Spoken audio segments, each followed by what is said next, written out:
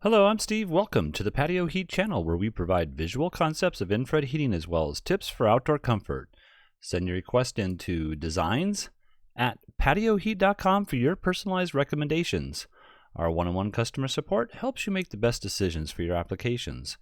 We strive to earn your business. Visit our patioheat.com website for sales and more information. Now let's get heating.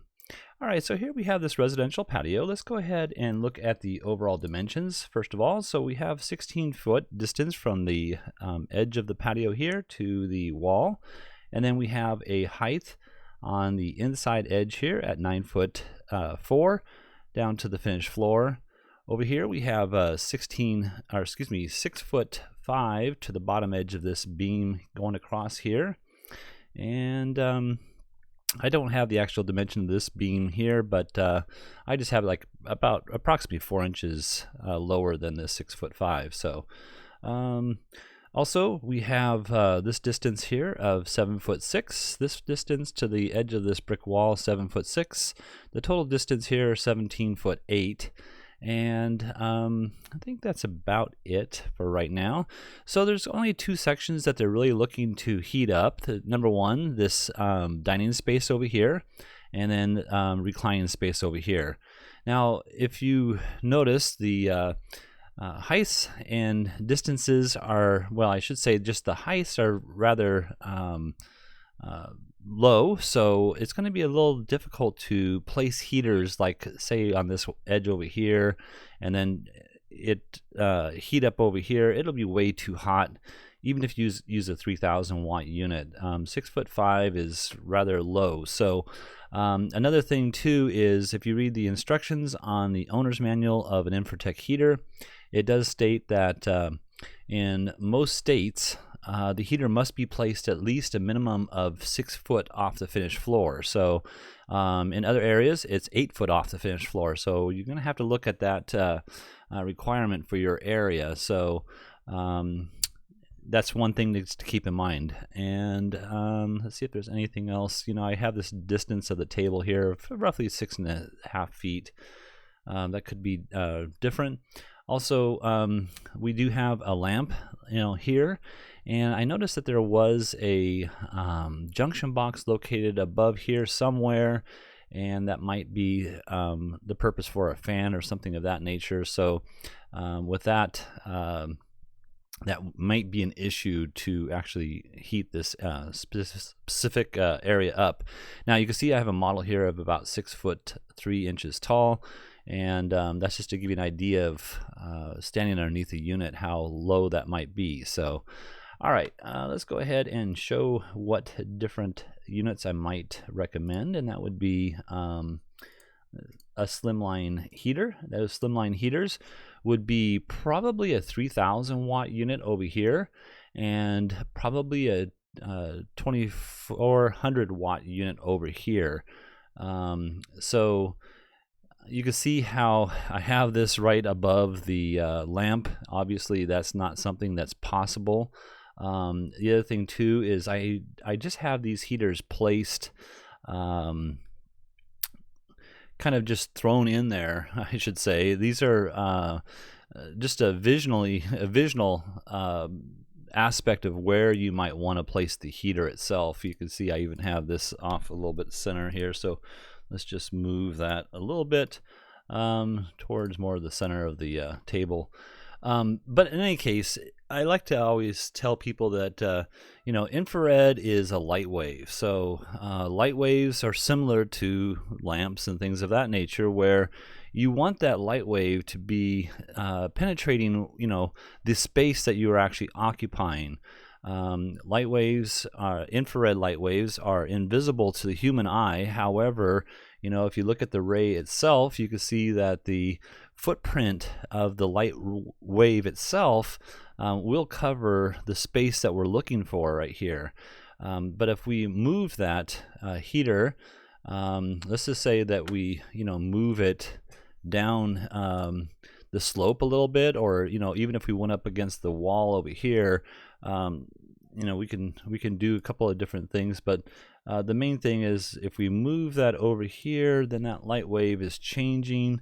And there's also clearances below the heater as well as above the heater that we need to meet. So just changing that angle, you can see that we're hitting 2 of the chairs, but no longer are we hitting over here. Now, could we just simply change the angle of this unit? Sure, we could. Let's see if we can go ahead and grab all of it here, and we'll go ahead and just change the angle, and we'll go maybe 20 degrees. Let's see how that looks. 20 degrees would work pretty good. I did not grab this, so let's go ahead and do that as well. This is the clearance zone. So again, 20 degrees is our change. And so now you can see we're penetrating that lamp, so we'd have to move this down even further in order to meet the clearance to that lamp, if that's something that is going to still stay there. So let's just go here, whoops, and move that properly. And I'm moving that now 7 1/4 inch. And now you can see that this space here is being heated well, but this space over here is not being heated as well as I would like. So that it might be an issue, but again, this is just a proposal, really, where to place the unit. So this isn't an exact location. I'm going to go ahead and change this back here. And actually what I'll do here is I'll just go ahead and place a new unit over here. I'm going to turn this one off for a moment, and then go ahead and pop in a new one here. Give me 1 second. And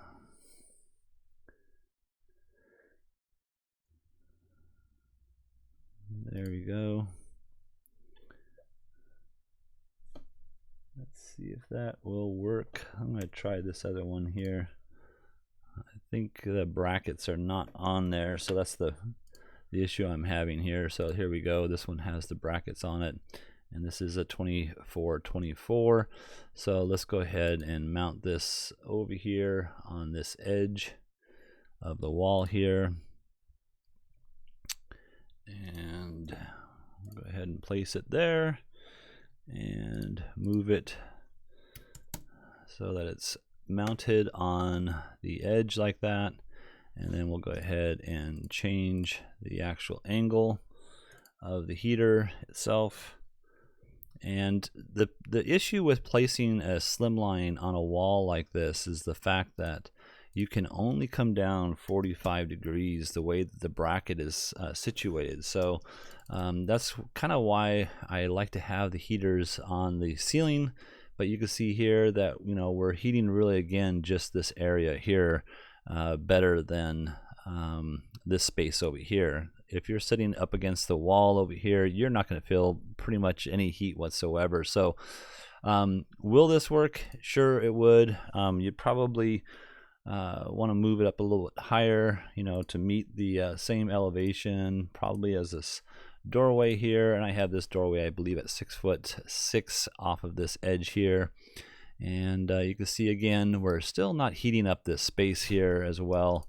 And the only space that's really being truly heated is over here. So that is why I would probably go with the other option that I showed before. So let's just go ahead and put that back on here, and that would be something like this. And again, let's see here, I truly like to have it more centrally located up here, like I showed before. Let's see if we can pop that there. And but this is something that you would have to decide, is it the lamp that you want? Is it the heater that you want? Is it something that can be moved? But again, placing it on a vertical surface like this, you're just not going to get the footprint of heat that you're really looking for. Now, could you use a different model? There is the C series, so like say a CD3024 model. This one here can be placed on a vertical surface. Let's see if I can grab it here properly, turn it around. But this unit is rather hotter than the other But yes, it could be utilized there, and we'll go ahead and place that there and see how that looks. And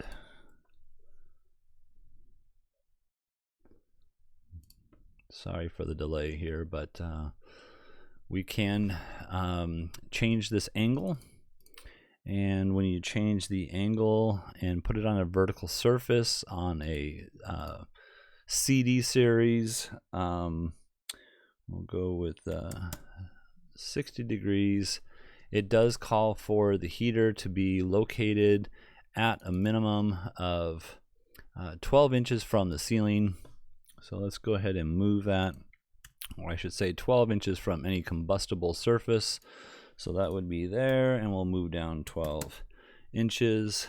So here you can see that, you know, you would be able to mount the unit like this. And let's go ahead and take that one off for a second. Actually, this let me just go ahead and change this real quick so we can place it back on there. And there we go. All right, so could you do that? Sure, you could. Now, again, you want to make sure that you're meeting that clearances to combustible. I don't know where exactly this lamp is here, but maybe this could be moved down the way a little bit, maybe 6 inches there, something like that. And then, yeah, you could do something like that. And obviously, we need to move this more centrally located. So we'll go like that, and approximately like that.